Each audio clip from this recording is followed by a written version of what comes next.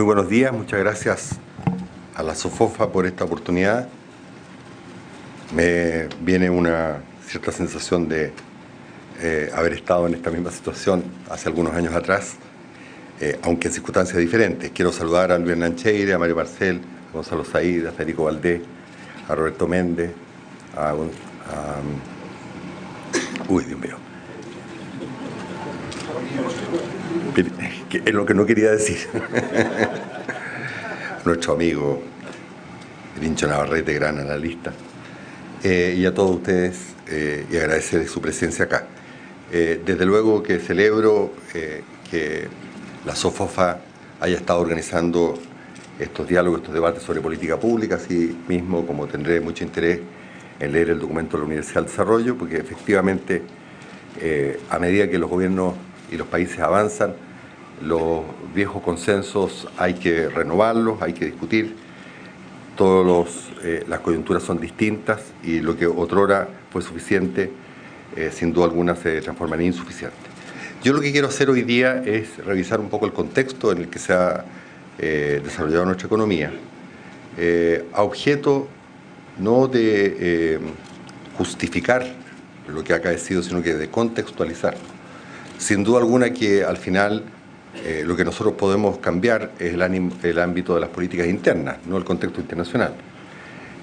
Y es allí donde nuestro debate tiene que concentrarse, pero a efectos de poder buscar buenos remedios a los problemas, es necesario tener un buen diagnóstico de qué los produce. De lo contrario, podemos encontrar causas que no son las correctas y remedios, por tanto, que no son los apropiados. Quisiera decir que el contexto internacional es fundamental para una economía como la nuestra, que ya por 30 años definió su vocación como una economía pequeña y abierta de vocación exportadora, y por tanto no analizar a fondo sería un pecado imperdonable cuando miramos la influencia de la economía mundial en nuestro país. Después voy a mirar el escenario interno, un poco la política macroeconómica, un poco el crecimiento de largo plazo a futuro. Bueno, partamos por el contexto internacional. Hay un tema que, y esto lo derivo de la experiencia que he tenido en organizaciones internacionales, que se nos suele olvidar. Las crisis financieras relativamente grandes, importantes, así como los grandes terremotos, tienen réplicas, porque normalmente lo que hacen los países por salir de la profundidad de una crisis tiene ciertos elementos de sobrereacción o ciertos elementos insostenibles, lo que a corto plazo vuelve a cobrar la cuenta y los países tienen nuevamente una réplica, posiblemente no de la misma profundidad del problema inicial, y esto, si ustedes miran hacia atrás en la historia, lo van a encontrar. La gran crisis del 82 tuvo una cierta réplica 84-85 antes de afirmarse.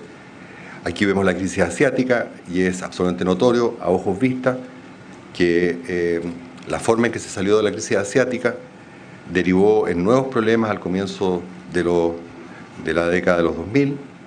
Lo viví yo personalmente como ministro de Hacienda con la crisis de la burbuja.com, y nuevamente tuvimos una caída importante en el crecimiento mundial y sobre todo de los países emergentes hacia el 2001-2002, que finalmente se absorbió, y después tuvimos el superciclo del cobre que todos recordamos.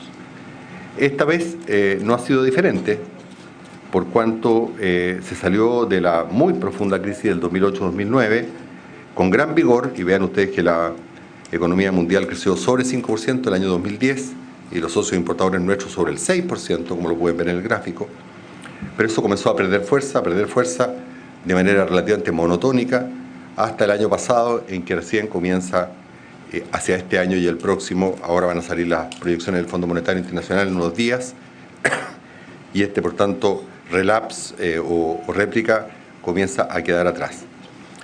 ¿Qué ocurrió en este caso? Y es importante tenerlo presente, porque todo apunta a que fue particularmente gravoso para economías como la nuestra. La forma en que distintos actores de la economía mundial reaccionaron a la gran crisis del 2008-2009 tuvo elementos claramente insostenibles. Por ejemplo, China desarrolló un masivísimo programa de infraestructura para salir del temor de la recesión en el 2008-2009, con proyectos de infraestructura que generaron niveles de endeudamiento cuasi fiscal y con problemas de proyectos de infraestructura que definitivamente no tenían usuarios. Trenes que iban a ninguna parte, como se decía comúnmente. Entonces, los líderes chinos, a la altura del 2011-2012, comenzaron a cambiar dramáticamente su mezcla de política, pasando de una reactivación generada por la inversión pública a tratar de propulsar el consumo privado como una forma de sostener el crecimiento. El consumo privado tiene una intensidad de insumos completamente distinta a la inversión pública, y es por eso que la demanda por petróleo y metales comenzó a aflojar de manera mucho más notoria de lo que dicen las cifras agregadas. ¿Qué pasó con Estados Unidos? Me tocó entre el 2008 y el 2012 estar a cargo de toda América, y eso incluía supervisar la economía norteamericana. Así que conozco muy de cerca todo aquello. Y lo que pasó es que, no obstante las políticas muy agresivas de la Fed y un conjunto de programas para absorber el exceso inmobiliario creado por la crisis subprime, todas las medidas mostraron que su capacidad era muy limitada, y la prolongación del inmovilismo inmobiliario fue muy superior a lo que todo el mundo preveía, y ese es un sector que es muy intensivo en materias primas. No necesito comentarles más lo que pasó con la zona del euro, en que el propio Fondo Monetario, yo estaba en ese entonces, propuso un impulso fiscal de 1% del PIB, y a corto andar los mercados comenzaron a cuestionar el que eso fuera posible en el caso de Europa, particularmente en el sur de Europa, y se produjo la gran crisis de credibilidad fiscal que arrastró a casi una nueva gran recesión mundial por la insostenibilidad de la deuda española, italiana, griega y portuguesa. Y por tanto, nuevamente cayó Europa. Esos son tres factores que muestran a claras vistas por qué hay esta réplica, y por qué la réplica fue en particular tan intensiva en una caída de la demanda por materias primas y en general una detención del comercio internacional. Una y otra vez los economistas nos equivocamos, y cuando se sale de las grandes crisis todos cantamos victoria y se nos olvida la réplica. Esto ustedes lo van a ver también en las crisis anteriores, y esta es la diferencia entre lo que crecía el mundo y América Latina, Chile y América Latina, también lo pueden ver para el mundo, lo que proyectaban los organismos internacionales, el Consensus Forecast, etcétera, un año antes respecto de lo que terminó ocurriendo. Y ustedes van a ver que sistemáticamente se subestimó la desaceleración que venía en esta réplica, hasta niveles realmente insólitos en el año 2014. Afortunadamente, hacia el final, 2017, ustedes ven que la subestimación alcanzó apenas a medio punto de crecimiento, y no me extrañaría para nada, y eso tiene que ver con lo que les voy a comentar más adelante, que en el año 18 pasemos la línea cero y lo que tengamos como en el pasado es ahora una subestimación del crecimiento y no al revés. Por tanto, esto claramente está cierto, en un episodio de tránsito de signo. Como les decía, y hasta el momento estos son datos, más allá de que ustedes puedan compartir o no mis opiniones, es que la réplica fue muy dramática en términos del comercio mundial. Y esto casi no tenía precedentes con todo el proceso, durante todo el proceso de globalización. Mientras teníamos un crecimiento mundial que crecía, del comercio mundial que crecía 7,5% en la década de los 2000, en la recuperación de la gran crisis del 2008-2009, el crecimiento mundial ha crecido, el comercio mundial ha crecido debajo de 1,9%. O sea, realmente esto es una cosa muy preocupante. Hay hacia el final, como ustedes ven, una cierta recuperación que es interesante, pero algo que necesitamos estar muy atentos porque nosotros vivimos del comercio internacional. En el caso de nuestros socios comerciales, esto alcanzó niveles de dramatismo. Ve usted que nuestro socio comercial, el año 2010, las importaciones crecían a razón del orden de 22% anual. Y lo que han crecido en promedio durante este periodo ha sido solo 2,5% anual. Estos son datos objetivos, nadie puede digamos, no observar la profundidad de estos cambios que han ocurrido durante el último tiempo. Lo que todo el mundo ve, pero es nada más que la punta del iceberg, es lo que ocurrió con los precios del petróleo y de los metales, particularmente el precio del cobre, pero usted lo ve en eso, en el hierro, en menor medida en el oro, en la plata. Simplemente tuvo una caída completamente dramática y particularmente notoria si ustedes observan desde el 2014 en adelante. Ahí se desplomaron simplemente estos precios. Bueno, ¿qué es lo que ocurre con esta réplica tan concentrada en el mundo del comercio y tan concentrada en el mundo de los metales y de los productos energéticos? Simplemente que fue un shock de proporciones inabsorbibles para los países intensivos en minería. Y vean ustedes que hemos encontrado aquí, esto lo había destacado también el ministro Valdés, una mezcla que es bastante representativa de distintos niveles de desarrollo, que es Canadá, Australia, Perú y Chile, todos países mineros, con niveles de desarrollo muy distintos. Y vean ustedes el colapso de la inversión minera. Miren, por ejemplo, el caso de Perú, si lo ven en la gráfica, de niveles de crecimiento de la inversión minera de 70% en 2011, ¿cierto? Llegan a caídas del orden de 20% hacia 2015. Esto se replica en Australia, se replica en Canadá, desde luego en Chile, que de un pic de 40% el año 2012, llegamos a caídas del orden de 20% en los años 14, 15 y 16. Es de tal magnitud la caída de la inversión minera, como les digo, de expansiones del orden de 50 a retrocesos del orden de 20, que eso arrastró la formación bruta de capital fijo total de todas y cada una de estas economías. Y ustedes en el gráfico derecho van a ver que esto no se limitó a la minería, sino que arrastró a la inversión en su conjunto. Esto no es un fenómeno exclusivo de Chile. Más bien, ustedes pueden ver que lo de Chile no es particularmente acentuado cuando se le compara con estos otros tres países. Sin embargo, y estos son ciertos elementos claves para mirar nuestro futuro, cuando ustedes ven la evolución del crecimiento, van a ver que no obstante este shock en la inversión producido por la minería, la fortuna de Australia, Perú, Chile y Canadá difieren. Mientras Perú y Chile caen brutalmente en su tasa de crecimiento de forma bastante análoga, Australia logra mantenerse, hay una pequeña desaceleración pero no tan marcada. Canadá tiene una desaceleración algo más grande pero tampoco tan marcada. ¿Y por qué entonces con un shock equivalente esos dos países lo hacen relativamente mejor a Perú y Chile? Hay varias explicaciones. Por ejemplo, y aquí está el presidente del Banco Central, si ustedes ven el caso de Australia, no puedo darle todos los detalles, las exportaciones se mantuvieron firmes, porque aparte de las exportaciones mineras, Australia tiene una canasta de otras exportaciones más industriales, más diversificadas, que salvaron la plata, por así decirlo, y las exportaciones en Australia siguen creciendo a 6%. No así en Canadá, que se aceleraron muy fuerte y por eso tuvo una caída más importante en su actividad económica, pero siguieron creciendo al orden de 3%, mientras Perú y Chile mantienen sus exportaciones virtualmente estancadas durante este periodo de réplica. Pero hay otra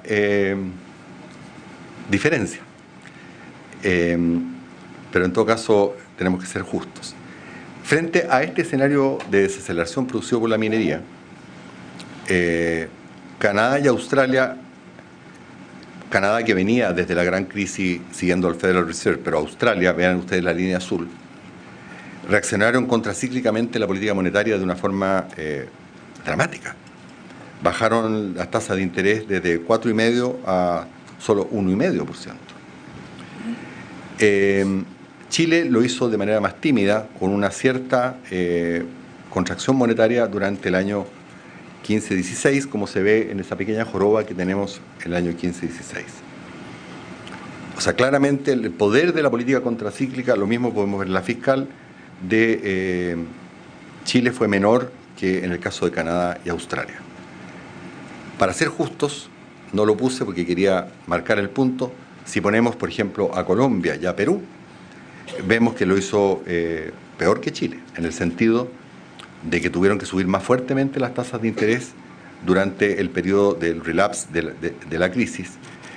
Chile la subió levemente, pero en general con una trayectoria a la baja que nos distingue de cualquier otro ciclo que hayamos vivido. En el periodo en que nosotros subimos levemente, no tengo un puntero, aquí hay. Tampoco. No. Bueno, ustedes lo ven ahí, en el año 16-17. Perú y Colombia subieron más abruptamente. ¿Por qué ocurre esto? Porque típicamente cuando vienen estos problemas internacionales, nuestro peso se tiende a depreciar. El dólar comienza a subir y obviamente eso comienza a presionar los precios. Si ustedes ven la inflación en 12 meses, en ese periodo comenzó a subir en Chile por lo que se llama, disculpen, no sé cuál es la palabra en castellano, el pass-through del tipo de cambio. Veo algunas canas por aquí. Recuerden lo que ocurrió el año 82-83. Simplemente explotó el tipo de cambio, que se mantenía a la sazón fijo, y hubo que subir las tasas de interés y hacer una reprogramación de todos los bancos de la deuda, que después llamó la deuda subordinada, porque no hubo posibilidades de sostener el ataque contra el tipo de cambio, contra el peso chileno. En el año 97, cuando tuvimos la crisis asiática, recuerden ustedes, se produjo una reacción muy fuerte del Banco Central para defender, para evitar que el tipo de cambio se fuera a las nubes, y las tasas interbancarias llegaron a 100%, y la economía, por tanto, se derrumbó. Esta vez el Banco Central pudo mantener las cosas muy bajo control, pero posiblemente en el futuro, esto que en la literatura se denomina fear to float, que la tiene muy fuertemente todavía Perú, menos Colombia, menos aún nosotros, pero que claramente los países desarrollados ya no la tienen. Es difícil, pero hay que tenerlo presente para episodios futuros que van a venir, porque aunque diversifiquemos nuestras exportaciones, vamos a seguir siendo un país minero por mucho tiempo. Entonces, esa es la situación internacional. Vean que fue de tal dimensión la caída minera en estos 4 países que arrastró a su mercado bursátil en su conjunto, y no hay de una manera no tan diferente. Vean ustedes que estábamos con un índice parecido el julio del 14 y el que más se cayó fue Perú, que es el que más se ha recuperado también, sobre 100% los últimos, desde enero del 16, pero nosotros fuimos relativamente más estables y nos hemos recuperado muy bien en el último tiempo, pero semejante patrón ustedes observan en Australia y Canadá. Bueno, esto que ocurrió con Chile es algo que solamente ustedes lo encuentran en un conjunto pequeño de países. Absolutamente no. Lo que aquí nosotros hicimos, para que no haya trampa estadística de ninguna naturaleza y cualquier analista lo puede reproducir, es tomar las economías, todas las economías del mundo que exportan, en que en su canasta exportadora hay más de 30% entre petróleo y metales, que son 17, y de las más variadas en Asia, África, Medio Oriente, Europa, Latinoamérica, Suramérica. Y es la línea verde. Y ven ustedes que la trayectoria de lo que ha pasado por Chile, particularmente desde 2013 en adelante, es de una similitud realmente impresionante con lo que ha ocurrido con este conjunto de países. Es inapropiado, estas cosas uno las aprende cuando trabaja en proyecciones mundiales, compararnos vis a vis el crecimiento de la economía mundial, porque la economía mundial es un portafolio diversificado. Lo que hay que buscar es el efecto sobre el clúster de economías que se nos parecen. Y dependiendo de cuál sea nuestra particular ubicación en estos clústeres, los efectos van a ser completamente diferentes. Por ejemplo, en el año 95 tuvimos el famoso crisis del tequila que apuntó a México. Y ustedes verán que a América Latina se derrumbó. Pero Chile, que tenía credibilidad fiscal, no le pasó absolutamente nada, ni supimos. Mientras América Latina se derrumbaba, a Chile no le pasaba nada, porque en ese shock nosotros no éramos vulnerables. Pero un shock minero, evidentemente que somos vulnerables. Y hay que mantener, ¿cierto?, la resiliencia, que la tenemos en macro, pero no la tenemos todavía en minería, aunque podemos ir combatiéndola. Esto afectó a las bolsas de todos estos países, estos 17 países. Vean ustedes la trayectoria de las bolsas, que es completamente distinta a la trayectoria verde, que es la economía americana, que lo estoy usando como variable de control. Ustedes ven las bolsas centroamericanas, las bolsas asiáticas, que están correlacionadas con el crecimiento de Estados Unidos, no con el de metales y energía. Van a ver un patrón completamente distinto, pero estas 17 economías, que van desde Rusia, Azerbaiyán, Arabia Saudita, etcétera, tuvieron un patrón muy similar en términos de desaceleración, de efectos financieros y de efectos sobre la inversión. Esto que no nos lleve a concluir que tenemos una especie de maldición, porque hay mucho que podemos hacer y lo hemos hecho. No nosotros solamente, todos los gobiernos que han estado acá desde el 85 a esta parte. Podemos mejorar mucho nuestra resiliencia. Y la verdad es que para que tengamos una dosis de optimismo, veamos cómo lo hemos hecho comparado con nosotros mismos. Fíjense ustedes la diferencia entre el crecimiento de Chile y la economía mundial. En la crisis del 82, la línea celeste, llegamos a decrecer 14 puntos más que el mundo, en lo peor de la crisis. En la crisis asiática lo hicimos regular, y en el pic, línea azul, de la caída, caímos 5% más que el promedio mundial. Bueno, como ustedes verán en la línea roja, que es ahora, ni nos sobreexpandimos mucho. Hubo una política fiscal prudente durante el gobierno del presidente Piñera, ni nos contrajimos en exceso durante la época mala. Por tanto, nuestra resiliencia ha crecido. No solo respecto a nosotros mismos, sino que respecto de este conjunto de países exportadores de materias primas. Vean ustedes que en el año 82 nosotros nos desplomamos mucho más que el conjunto de países exportadores de materias primas. En el año 97, en la crisis asiática, también nos desplomamos más. Bueno, y esta vez no nos hemos desplomado más bien nos hemos mantenido relativamente estables. Por tanto, el marco de políticas macroeconómicas que nos hemos dado con tipo de cambio flotante, con Banco Central Autónomo, con credibilidad monetaria, con política fiscal que sigue la regla fiscal, la verdad es que nos ha ahorrado varios puntos del producto en términos de pérdidas cuando han asonado los malos tiempos. Bueno, vamos un poquito hacia adelante. No hay mal que dure 100 años, y estas réplicas, tal como ocurrió, y me ocurrió, por eso lo viví, y a Mario, el año 2003, está claramente quedando atrás. Los indicadores, vean ustedes, estos 4 países latinoamericanos en materia de actividad económica, lo ven en la burbuja, claramente hacia arriba, en lo más reciente. El comercio mundial, nuestro peor pesadilla del último tiempo, está repuntando muy rápidamente. Eso tiene que ver con la composición del crecimiento. Al mejorar Estados Unidos, al terminar la absorción de la burbuja inmobiliaria en Estados Unidos, vuelve a estar más fuerte la demanda por materias primas. Europa se está recuperando, que también la producción industrial es la gran demandante de materias primas, y lo de China ya se ha estabilizado. Las importaciones sociocomerciales, vean ustedes en el lado derecho, también se están recuperando. Los precios de las materias primas, todos lo sabemos, pero eso es la punta del iceberg, eso es solamente lo que es más visible, pero no es ni siquiera lo más importante. Es el comercio mundial lo más importante para nosotros. También se está recuperando.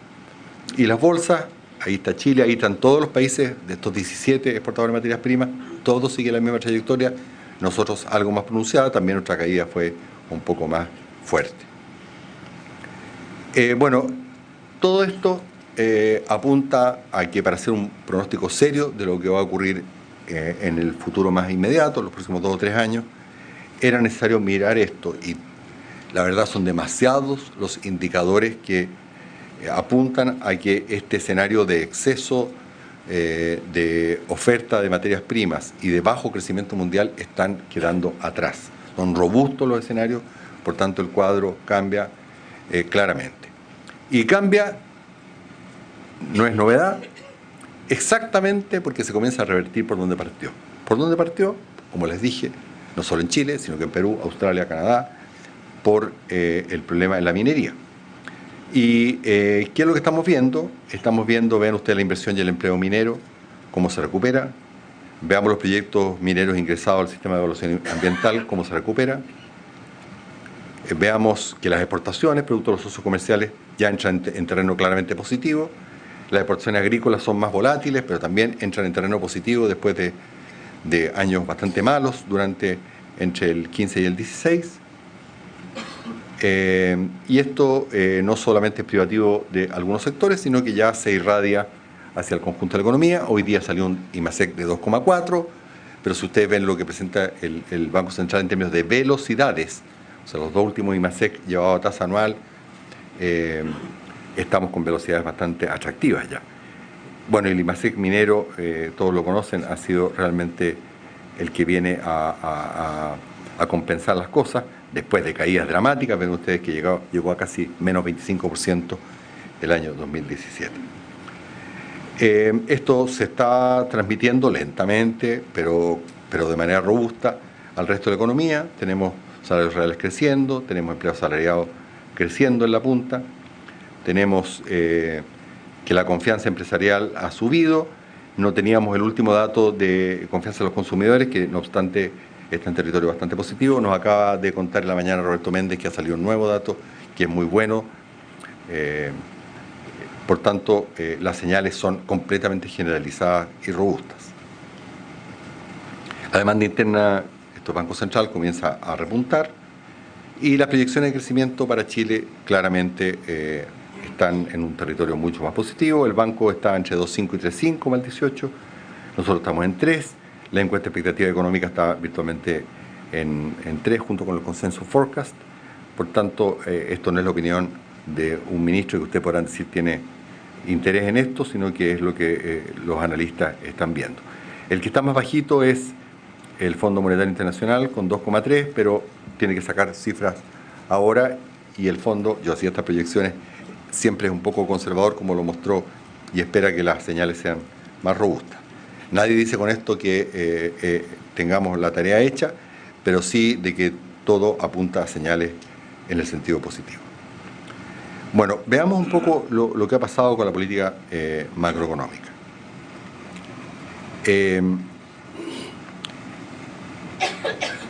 Es muy fácil decir esto, lo difícil es hacerlo.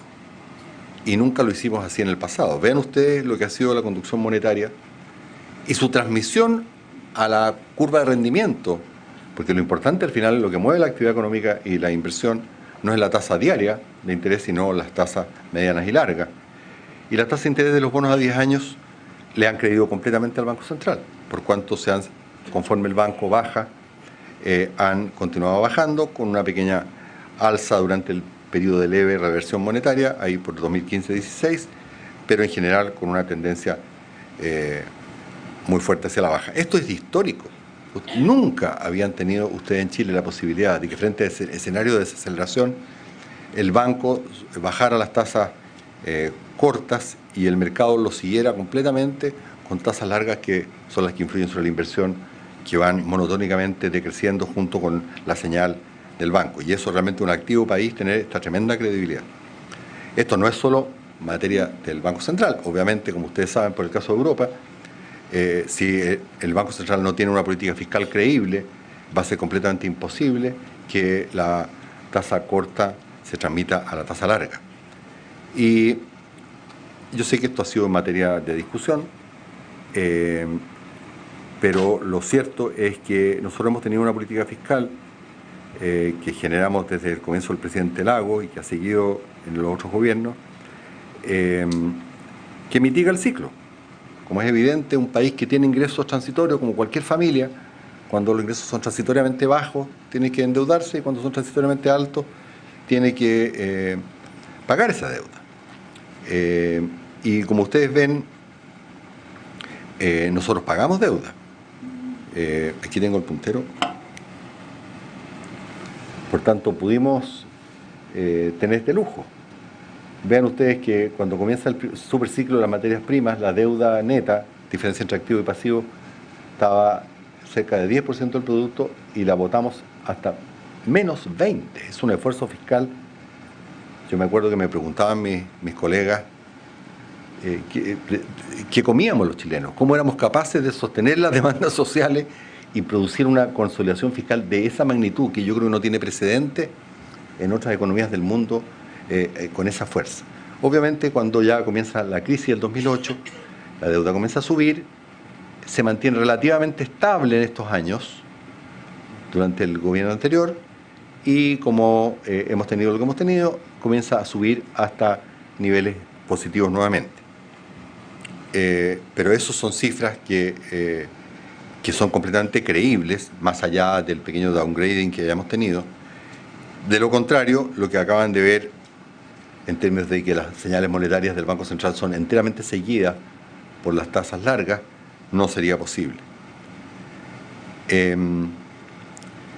Y los credit default swaps, que son los que miden el riesgo país, todavía siguen privilegiándonos como el país menos riesgoso de estos cuatro, que son países, los mejores países de América Latina en esa materia, y por tanto el Banco Central ha podido bajar las tasas largas han seguido las señales del banco, y lo que es más importante, ¿cierto?, no hemos tenido una explosión del tipo de cambio, que es lo que ocurriría si tratamos de relajar la política monetaria y no tenemos credibilidad fiscal.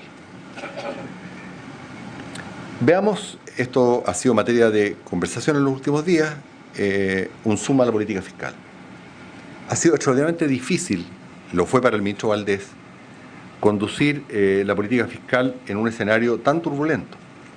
Porque cuando se pensó la regla de balance estructural, siempre se pensó, bueno, nos van a dar unas proyecciones de PIB tendencial, que hace una comisión de expertos independientes, que es relativamente robusta y por tanto resiliente, y una proyección del precio del cobre a largo plazo, que también es relativamente resiliente. Entonces, cualquier gobierno se posiciona, por ejemplo, en 2012 o 2013, y dice, bueno, el gobierno que entrante, esto es lo que me dicen los expertos que va a ser el crecimiento potencial de la economía, eso es lo que me dicen los expertos que va a ser el precio del cobre a largo plazo, y por tanto mi espacio de gasto durante 4 años es tal. Pero los expertos se comienzan a reunir y comienzan a bajar, y a bajar el cobre. Entonces, sobre la marcha hay que ir ajustando enteramente los planes de expansión y las políticas públicas del gobierno, lo que es extraordinariamente difícil. ¿Cuál fue la opción que se hizo? Que la hizo el ministro Valdés, que la hizo con un decreto que está publicado, después de que el compromiso previo, dado que partíamos con los parámetros de la época en un, por aquí, 0,5 de déficit, eso es lo que terminaba la administración anterior, se dijo, bueno, en el espacio de 4 años vamos a llegar a 0. Pero resulta que los parámetros, como les mostré antes, se deterioraron brutalmente. Entonces, el 2015, el ministro Valdés, no porque haya crecido más el gasto de lo que estaba previamente permitido por la regla, sino que porque los parámetros cambiaron. El ministro Valdés sacó un decreto, que es público para todos, y dijo, de aquí en más nos vamos con una consolidación estructural de 0,25 por año, que es exactamente lo que hemos hecho, exactamente peso a peso, y es lo que he hecho yo para el presupuesto del año 2018. Exactamente lo que el decreto, que era compromiso del Ministerio de Hacienda y de la Presidenta, había decretado. Lo que ocurre es que si usted hace una consolidación de 0,25, esto es un poquito técnico, un poquito aburrido, pero voy a tratar de explicarlo. Pero el próximo año los expertos le vuelven a cambiar los parámetros, también retroactivamente. Obviamente lo que usted hizo, si le mueven la meta, no está tan cerca como creía si le movieron, digamos, la meta. Y eso es imposible que lo sepa hasta que se lo digan nuevamente. Entonces, efectivamente, los déficits aparecían deteriorándose fuertemente hasta el 2017, no porque no hubiese una política macroeconómica de restricción, sino porque había un cambio de los supuestos que obviamente eran no conocidos al momento de hacer la política. Por tanto, lo justo es comparar con parámetros constantes. Y este es el esfuerzo fiscal que puede razonablemente hacer un ministro de Hacienda porque tiene esa información y no la otra. Y con parámetros constantes vemos que durante este gobierno se ha reducido el déficit estructural sistemáticamente, a razón de 2 décimas por año, tal como se dijo, con parámetros del 2018. ¿Estamos en una situación fiscal comprometida?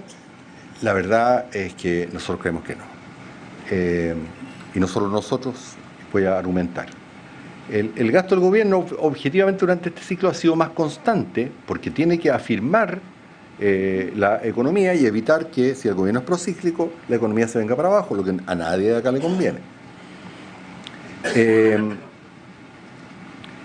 Y claro, eso implicó un deterioro sistemático del balance efectivo hasta un endeudamiento anual, ¿cierto?, adicional de 2,7% del PIB, que son como 10.000 millones de dólares, no es poco.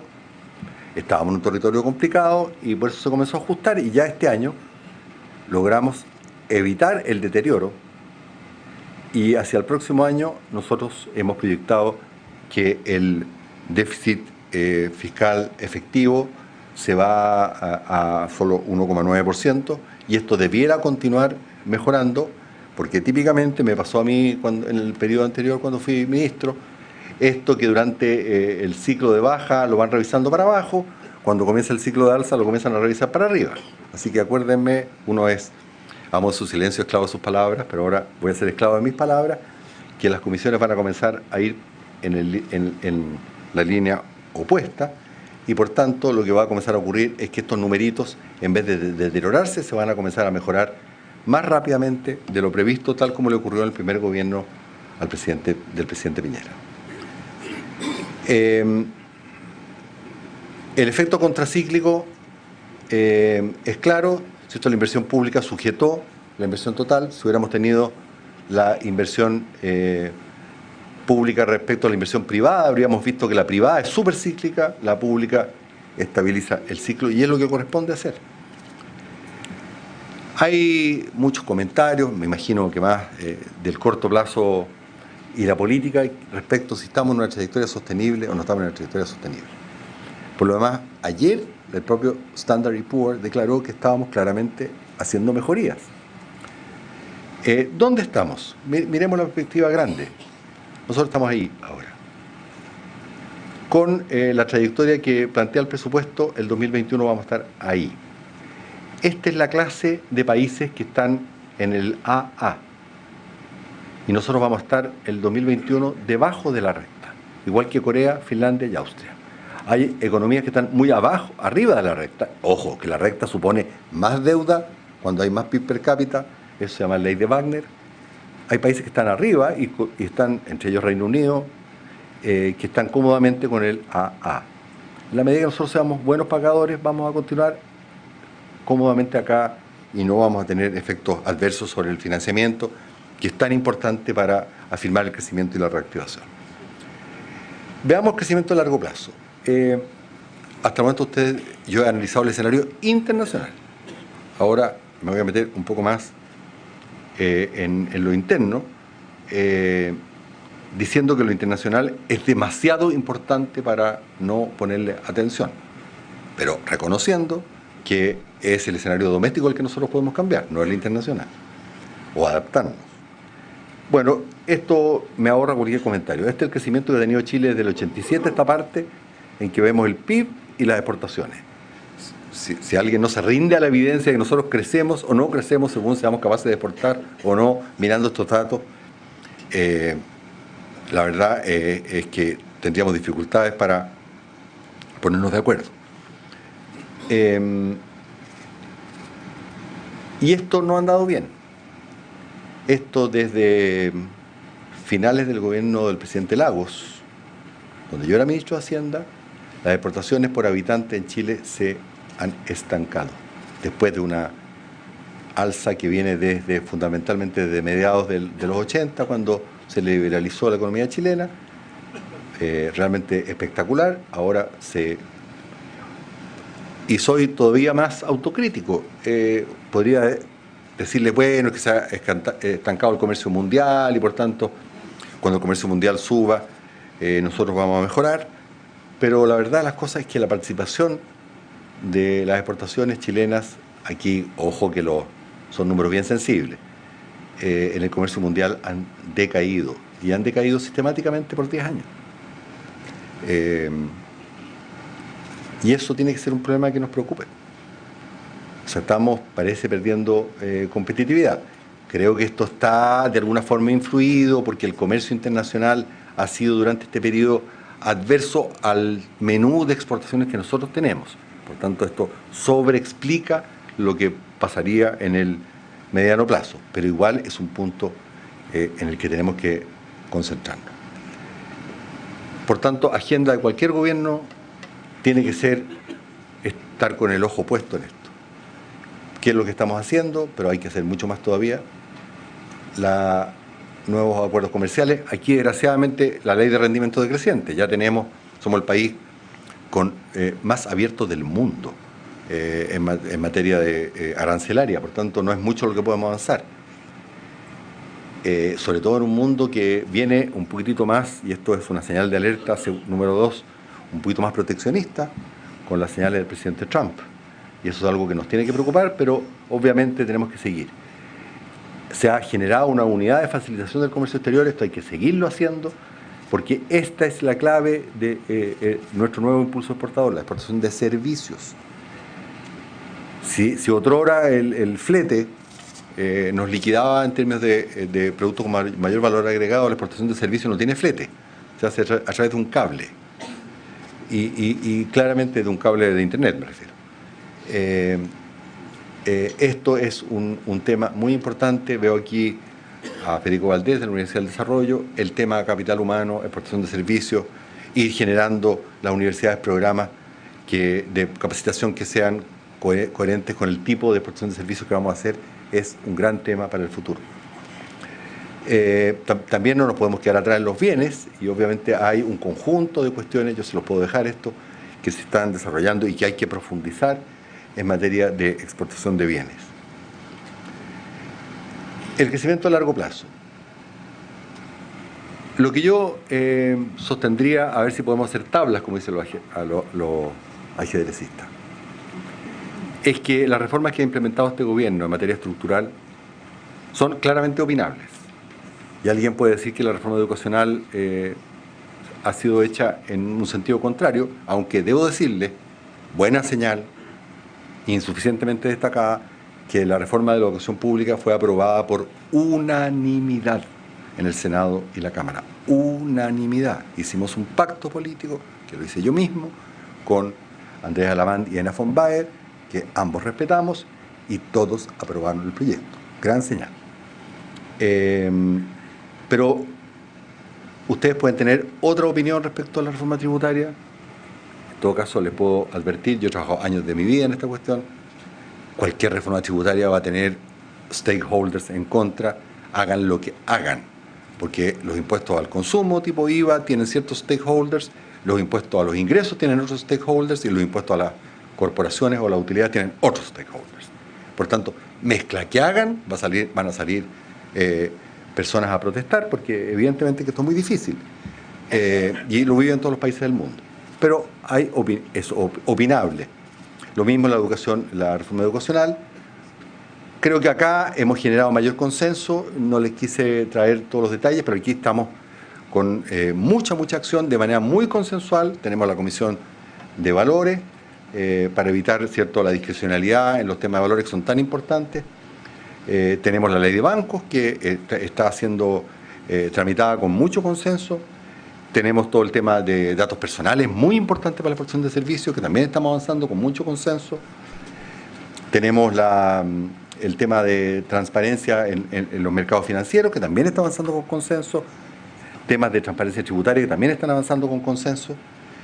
Por tanto, en lo que a medidas del sector financiero se refiere, por suerte, no sé si es porque son muy complicadas y por tanto no generan ruido parlamentario, o porque realmente hay consenso, pero estas avanzan bien.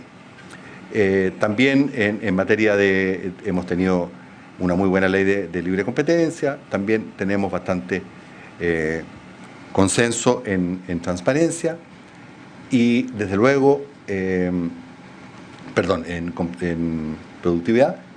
Y en la agenda de probidad y transparencia, gran reforma que han hecho todos los chilenos, no solo este gobierno, durante este periodo, que nos va a dar, ¿cierto?, mucho más capacidad de competir. Obviamente es momento de elecciones presidenciales, serán los candidatos los que propongan cómo seguir en esta agenda. No podemos quedarnos dormidos, nos quedamos un poquito dormidos, tanto el sector público, reconozco en eso lo que está haciendo Federico Valdés y lo que está haciendo la SOFOFA, la modernización del Estado no puede detenerse, pero claro, los periodos de superboom de los commodities probablemente hacen que las reivindicaciones suban más que la demanda suba más que la oferta, digamos. Y hay que retomar, ¿cierto?, esa ley del hierro de que hay que seguir mejorando, lo mismo en materia del sector privado.